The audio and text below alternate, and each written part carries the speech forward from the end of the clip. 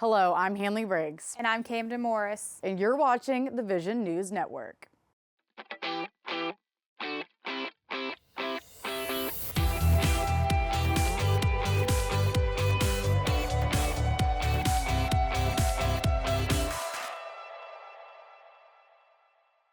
Welcome to the midterm edition of VNN. We're here to give you an update on what's been going on so far in the spring 2023 semester. First off, it's almost tournament time for the men and women's basketball teams. Both are looking to make an impression during their first trips to the Missouri Valley Conference tournaments. VNN's Kat DeRocha takes a look at the teams before they head away. With March comes madness, and the Missouri Valley Conference tournaments are not looking to disappoint. In its first year in the Valley, the men's basketball team faced fierce competition at the top of the conference standings. The Bruins ended up tying for third with Southern Illinois University with a 14-6 conference record. As for the Belmont women, they've been on fire. Currently on a 12-game win streak, the team has had a strong season with Destiny Wells, Madison Bartley, and Tessa Miller leading the charge. Senior Nikki Baird and Cindy Harvey also brought a strong force for the team with their three-point percentages. In its current standings, the women's team is tied with Illinois State University for the #1 spot in conference standings, only games away from securing a top seed in the Hoops in the Heartland tournament. In the final stretch of the season, it all comes down to getting the ball in the net. To make progress in the tournament, the men's team needs to make their threes. The Bruins shot well below the season average in 4 of their 6 conference losses. They were 1 for 16 beyond the arc in both meetings with Drake University. Luckily, in terms of the Arch Madness bracket, our Bruins wouldn't have a third meeting with Drake again until the championship game. But to tip things off, the men's team will match up against the winner of the Evansville-Indiana State game on March 3rd in St. Louis. And for the women, the Bruins will take on the University of Illinois Chicago on Thursday and Valparaiso University on Saturday to end their regular season. They will head to the Hoops in the Heartland tournament in Moline, Illinois on March 10th. I hope you're as excited about the tournaments as I am, Hanley and Camden, but let's see what else is brewing in athletics. Thanks, Kat. Hopefully our Bruins do well, though it'll be tough for Coach Brooks and the team to top their thrilling performance in the NCAA tournament last year. In other sports news, the men's and women's track and field teams are wrapping up their indoor season. Vision sports editor Landon Seacrest reported on the team's first meet in January. Here's what he found out. Hey Belmont, I'm here at Vanderbilt University where our men's and women's track and field teams opened their 2023 season on Friday and Saturday in the Commodore Challenge. Starting off the meet Friday, Noah Grimm tied for third in men's high jump. In men's pole vault, Peyton Culp made it up to 8th with Knox Perry in 11th. To round out the first day, Rebecca Stucker ranked 8th in weight throw with Jackie Versman in 12th and Logan Gray in 13th. 17 teams from nearby states were in action, including the University of Mississippi, Indiana University, and the University of Alabama. Picking back up on Saturday, Jackson Grant placed 9th in the shot put with Robert Joseph in 11th. In women's pole vault, Tyra Finkelday placed 5th, unable to improve on the school record that she set at this event in 2022. Crossing the line in the mile for the Bruins was Brooke Garter in just over 5 minutes, securing the 10th spot overall. Winning her heat, Brooke Reedy finished her mile in 5 minutes 7 seconds, claiming 13th overall. In the 400 meters, Sarah Richmond placed 8th overall. And winding down on Saturday, Zach Bro earned 10th overall with a heat win in the 3,000 meter. That's all from me. Now back to you, Hanley and Camden. Thanks, Landon. Since this event, the team set a combined 11 school records heading into the conference championships. And the outdoor season is just around the corner. Both teams will travel to Georgia Tech on March 17th to compete in the Yellow Jacket Invite. Switching gears, the Leu Art Gallery has hosted a variety of exhibitions so far this semester. VNN's Katie Beth Cannon checked out one of the shows featuring the work of 2 Kurdish artists earlier this semester. The Leu Art Gallery is currently hosting the exhibition Do You See It? Well, It Doesn't See You, which features the work of Bezar Aradini and Nuveen Barwari. I was able to talk with Katie Mitchell, the Director of Galleries and Programming for the Watkins College of Art, about the show.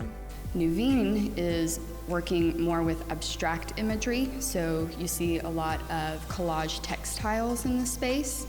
The fabric that you're seeing is actually pieces taken from Kurdish dress. In contrast, Bezar's work is far more figurative and representational.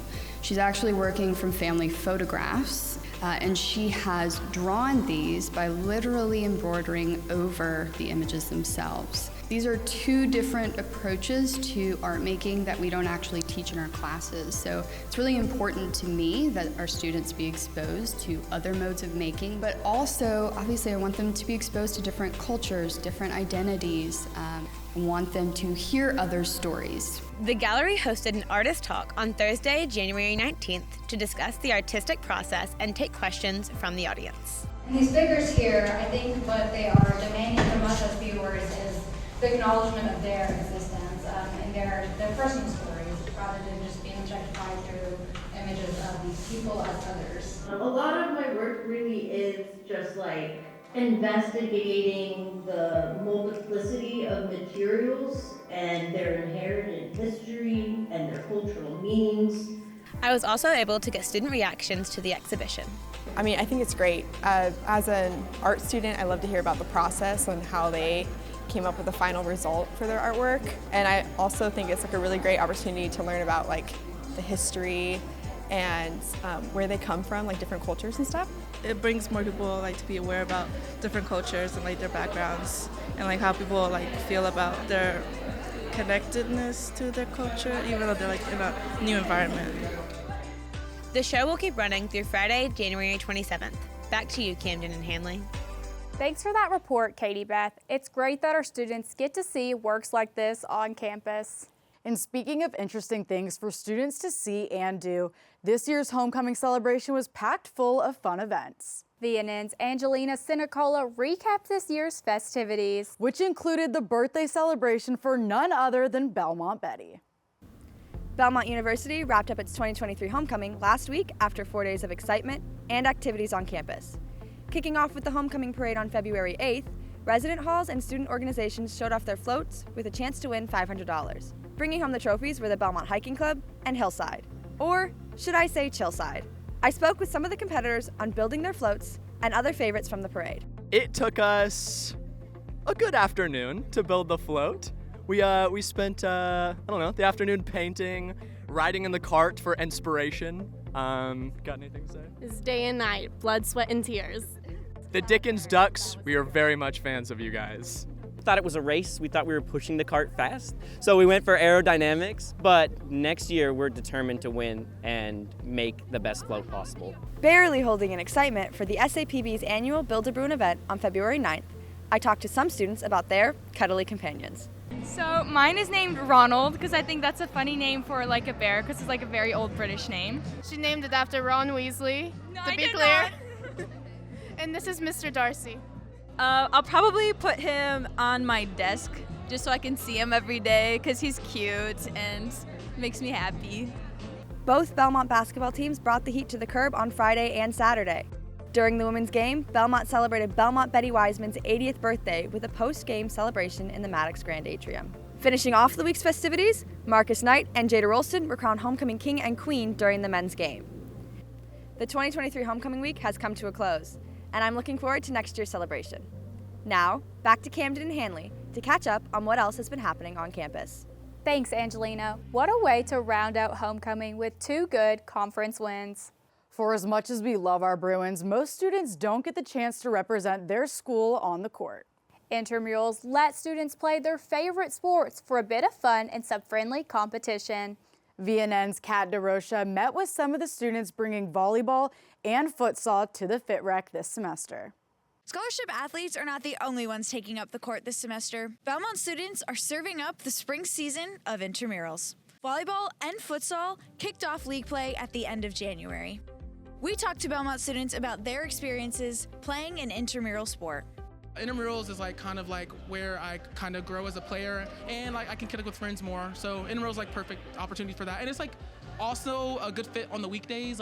It's not it doesn't tie into school too much. I can juggle it pretty easily. It's a few weeks at a time. It's definitely a fun atmosphere. I would say that when it comes to competitiveness, it's okay, but fun, goofing around with your friends, it's a blast. Well, I played soccer before coming here previously, but I obviously don't play now. So intramurals is like a really good way for me to like be active, but also like have fun in the sport that I also love doing and miss. For me, it's a good opportunity to get out of my dorm room and find community when I might just be sitting in my dorm or eating dinner alone. It's nice to have a team and meet new people through the Fit Rec. For anyone wanting to break a sweat, Free Play Fridays will be offered throughout the spring semester. Pickleball is on February 17th. And league play for basketball and 3v3 futsal will start up in February and March.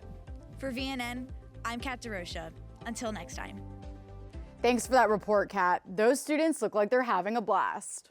Thank you for watching VNN's mid-semester broadcast. It's been a great semester so far, but I'm excited for the break. Same here. And to cap off this broadcast, it's time for an office concert featuring Belmont artist Grace Pelle and her band. But before you go, make sure to stay up to date with all the campus news over at belmontvision.com. Take it away, Grace. Hey guys, what's up? My name is Grace Pelle, and this is my lovely band. We have Jake from Nah on bass. We have Sammy Hammy on rhythm guitar, RJ McGaw on drums, and Austin Rose on lead guitar. This is a Belmont Vision office concert.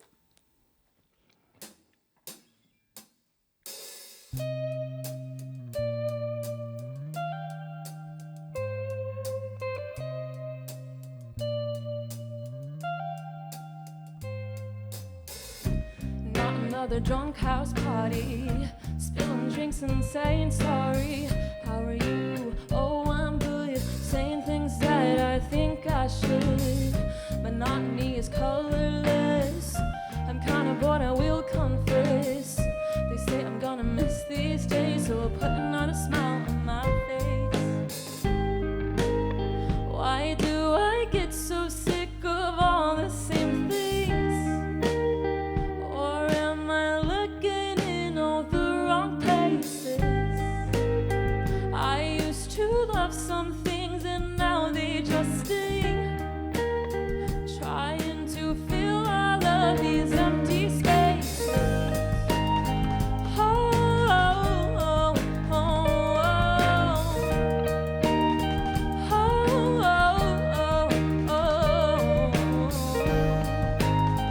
oh, oh,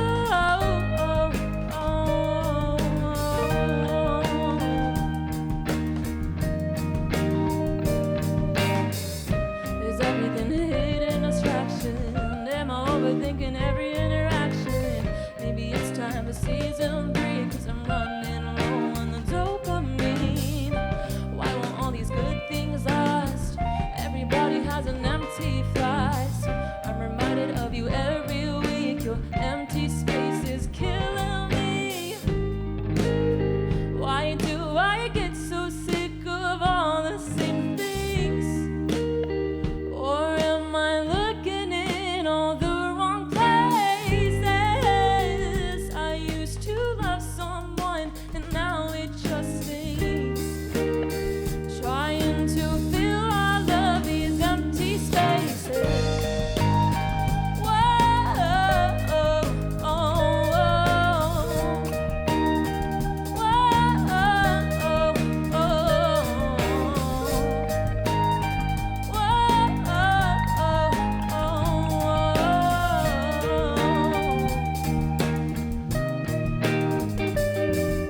Why do you haunt me? Can't escape bad dreams, shades of